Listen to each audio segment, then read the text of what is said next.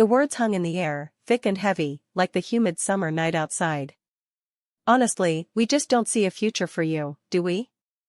My aunt's voice, laced with a peculiar blend of pity and triumph, sliced through the polite hum of the family gathering. It wasn't a question, not really. It was a pronouncement, delivered with the finality of a judge's gavel. The room, filled with the clatter of cutlery and the forced laughter of distant cousins, seemed to momentarily freeze. All eyes, or at least the ones I could feel on me, were fixed on my plate, an unspoken agreement to acknowledge the elephant in the room without actually naming it. My uncle, a man who'd built his empire on aggressive expansion and crushing competitors, offered a curt nod, his gaze sliding away as if the mere act of looking at me too long might somehow infect him with my perceived inadequacy. And then there was my older brother. He didn't say a word, but his smirk, a subtle, almost imperceptible twitch of his lips, spoke volumes.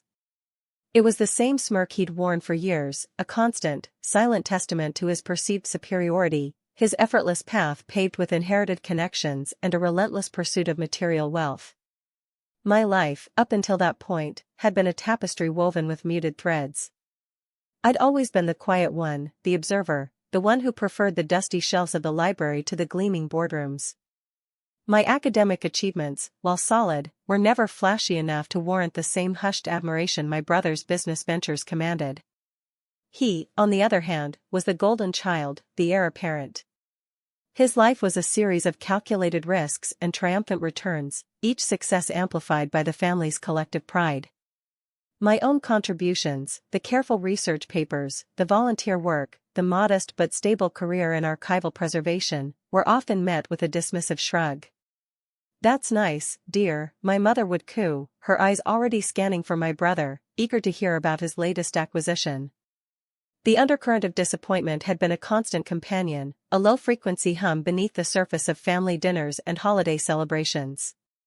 It was a subtle but pervasive pressure, a quiet expectation that I would eventually find my place in the grand scheme of things, preferably a place that mirrored the opulence and ambition of the rest of the family. But I hadn't. And for them, that made me a failure. I remember one particular Christmas, a few years back. The usual opulence was on full display, imported cheeses, a roasted pheasant, and my brother proudly showcasing his new luxury watch, a gift from our father. I brought a hand-knitted scarf, a painstaking project I'd poured weeks into, imbued with genuine affection. My mother had accepted it with a perfunctory "oh, how thoughtful," before her attention was immediately hijacked by my brother's anecdote about a high-stakes negotiation. Later, while clearing plates, I'd overheard her on the phone, her voice hushed and conspiratorial.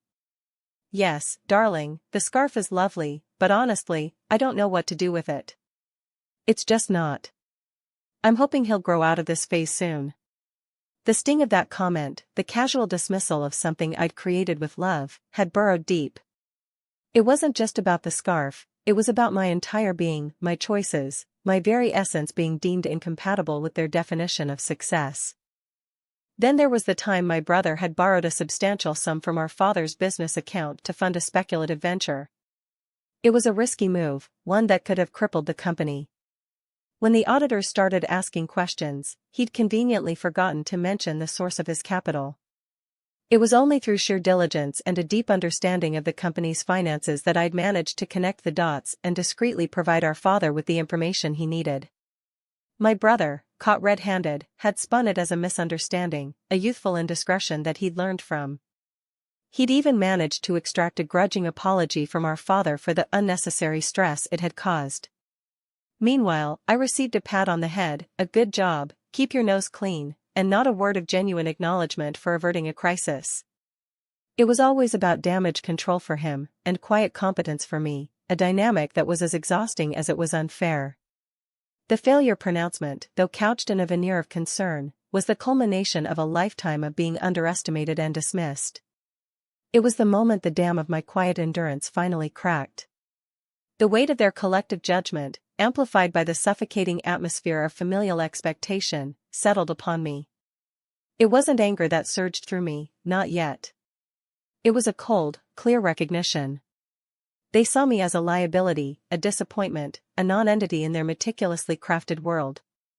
And in that instant, a decision was made. It wasn't born of a desire for revenge, but for equilibrium. For a reckoning that would be as precise and undeniable as a mathematical proof. The wedding invitation arrived like a siren's call. My brother, finally settling down, was marrying into another prominent family, a merger of fortunes and reputations. The event was to be a grand affair, a testament to their combined power and prestige. Naturally, I was invited, a token gesture, a placeholder in the seating chart. I RSVP'd yes, but with a different intention brewing beneath the polite acceptance. The venue was a sprawling estate, the kind that whispered of old money and inherited legacies. Crystal chandeliers dripped from impossibly high ceilings, reflecting the nervous energy of guests in designer attire. My brother, impeccably dressed, was everywhere, a whirlwind of confident charm, greeting important faces, his smile radiating an almost blinding self-assurance. My aunt and uncle hovered nearby, their faces beaming with pride, periodically casting appraising glances in my direction, as if to ensure I hadn't somehow managed to disrupt the perfect tableau. The ceremony itself was a blur of gilded vows and floral arrangements. It was during the reception, amidst the clinking of champagne glasses and the drone of polite conversation, that the moment arrived. My brother, flushed with success and attention, had gathered a small cluster of influential family friends around him. My aunt, seizing the opportunity to further solidify her narrative, steered me towards the group. "And this is our darling," she began, her voice a touch too loud, a touch too saccharine. She glanced at me, a subtle but unmistakable condescension in her eyes. "He's been finding his way," she finished, a dismissive wave of her hand accompanying the phrase. My uncle chimed in, his voice laced with the same weary paternalism he often employed when speaking of me. "Still working in those dusty old archives, aren't you? Not exactly making waves, are we, son?" My brother, basking in the glow of their approval, looked at me with that familiar, infuriating smirk. He clapped me on the shoulder, a gesture that felt more like a condescending pat on the head than a brotherly greeting. "Don't worry, little brother," he drawled, his voice dripping with a false magnanimity. "Some people are just meant to be in the background. You're good at that. Keeps things simple." The words landed not like a punch, but like a carefully placed ice pick, each syllable designed to chip away at any remaining shred of dignity. The surrounding faces, a mix of amused tolerance and polite indifference, offered no refuge. I felt the familiar heat rise in my cheeks, the urge to lash out, to scream, to shatter the fragile illusion of their perfect family. But then, a different feeling took hold. A profound calm. A chilling clarity. This was it. The moment. I didn't raise my voice. I didn't argue or plead. I simply reached into the breast pocket of my tailored suit, the one I'd carefully selected for the occasion, and withdrew a single, official-looking document. It was crisp, folded precisely, and bore the embossed seal of a prestigious legal firm.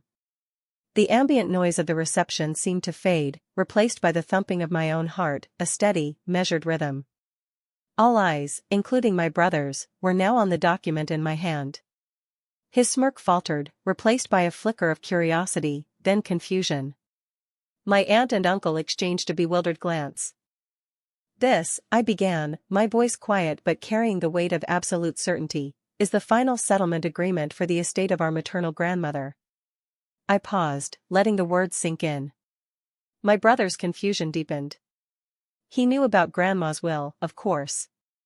It had been a point of contention, a significant sum that had been earmarked for him, intended to bolster his already impressive financial portfolio.